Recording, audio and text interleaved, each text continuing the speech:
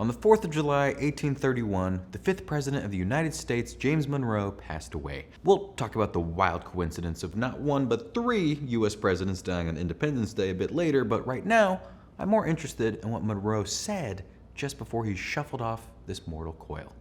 As he lay dying, he reportedly uttered the words, "I regret that I should leave this world without again beholding him." Who is this mysterious him? Why, it's James Madison.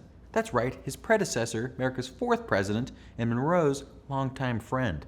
The pair were close buds as well as co-workers for many years. They did have a falling out in the early 1800s that lasted several years, but they eventually patched things up and remained close until the end of their lives. I regret that I should leave this world without again beholding him. Ugh, beautiful, poetic, friendship, I love it. Does not come close to making up for the fact that Monroe owned many enslaved people, but I digress. Hi. I'm Justin Dodd, filling in for Aaron this week, and this is The List Show. Today we're going to be recounting some of our favorite famous last words, from some more presidents to Harriet Tubman to convicted killers. We've got a whole bunch of morbid but often beautiful dying words. Let's get into it.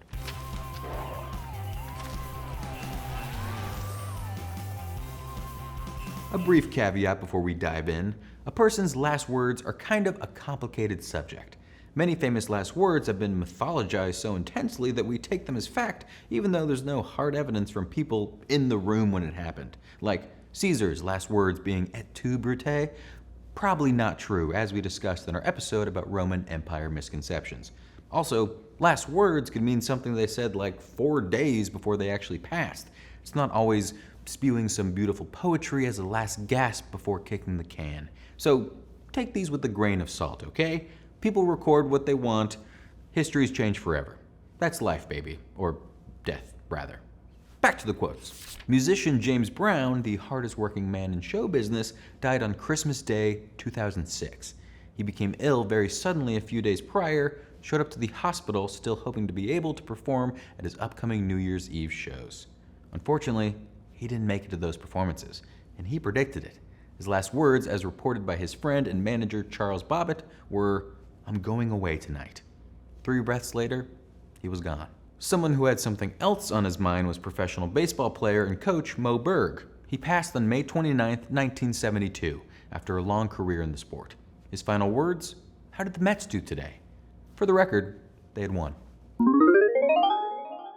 Real quick, I don't think you can talk about Moe Berg without also mentioning that after his MLB career, he served as a spy for the US government. Let's get another president in here. America's 11th Commander-in-Chief, James K. Polk, died on June 15, 1849, only a few months after he left office. His last words were for no one but his dear wife and former First Lady. "I love you, Sarah. For all eternity, I love you." Another American superstar, who you might recognize if you're rich and only carry cash, is Benjamin Franklin. He died on April 17, 1790, not from a lightning strike, from an assortment of health problems, including pleuritis. On his deathbed, he was advised to change position so he could breathe more easily. In response, he uttered the words, "A dying man can do nothing easy," shortly after he passed. Now, for one of my favorite last word stories. While he's not the most famous person on this list, Richard B. Mellon went out with a touching ending. Literally. Mellon was a very successful businessman and philanthropist active around the turn of the 20th century. He worked very closely with his brother Andrew Mellon, who was also a successful businessman. When they weren't working hard on doing business stuff together, they had a 7-decade-long game of tag going. Incredible. On December 1st, 1933, on his deathbed, he called his brother Andrew over and whispered his final words, "Last tag." His brother remained it for 4 years until he too died. Oh, man, that one is incredible. Harriet Tubman, one of the most important people in American history, died on March 10, 1913. Some claim that in her final hours, she gathered her family around to sing, and her last words were, "Swing low, sweet chariot." But more accurate accounts point to there being an exchange of words after this beautiful musical moment. Her actual last words were, "Give my love to the churches. Tell the women to stand firm. I go to prepare a place for you." What a badass. In another touching tale from American history, we have former U.S. Secretary of State William Henry Seward. Seward passed fairly suddenly on October 10, 1872. His family gathered around him as he lay in bed and asked him if he had any final words. He replied, "Nothing, only love one another." Hey, if you're gonna pick 3 words to go out on, it's not a bad choice. Let's take a very different turn, shall we? Thomas J. Grasso was a convicted murderer who was sentenced to death by the state of Oklahoma in 1995. I'm not gonna go into any of the gritty details because I don't think romanticizing killers is all that cool, but his last words are pretty memorable. Grasso's final meal consisted of an array of items from 24 steamed clams to a double cheeseburger from Burger King to a can of SpaghettiOs with meatballs. Just before he was executed, he issued his final statement. "I did not get my SpaghettiOs. I got spaghetti. I want the press to know this." And know this they did. Philosopher JeanPaul Sartre was known for his work in existentialism and even winning the 1964 Nobel Prize in Literature, which he then declined.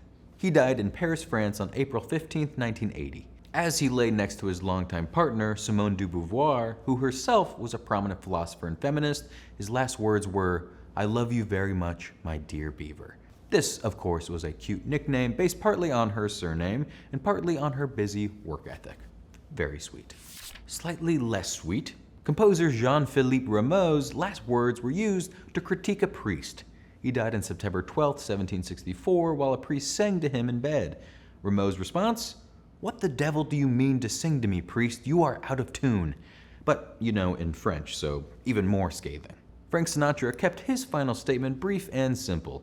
Old Blue Eyes passed on May 14, 1998 in LA. His last words? "I'm losing."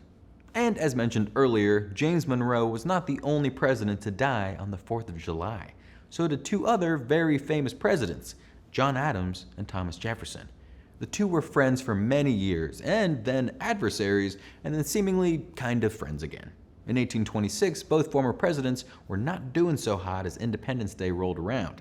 As legend has it, John Adams, moments before he succumbed to typhoid, uttered the potentially bitter words, "Thomas Jefferson survives." Little did he know, he was wrong. Jefferson had died a few hours earlier. Jefferson's final words? "Suck it, Adams." Okay, no, that's not true. There's actually a few different accounts of Jefferson's final words, mostly apocryphal tales about the 4th of July, but nothing is really confirmed. Sorry.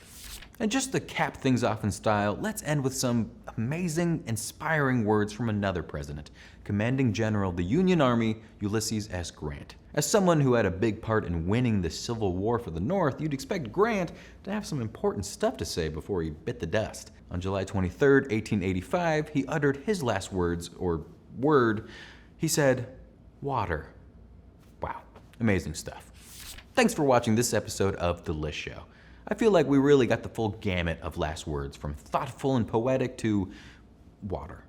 Really makes you think about planning your own final statement just so you can really nail it, Let us know what your final words would be if you're okay with thinking about your own demise. Personally, I've known mine for years, and it too is, "I regret that I should leave this world without again beholding him." But for me, the him is Keanu Reeves, obviously. I'll see you next time.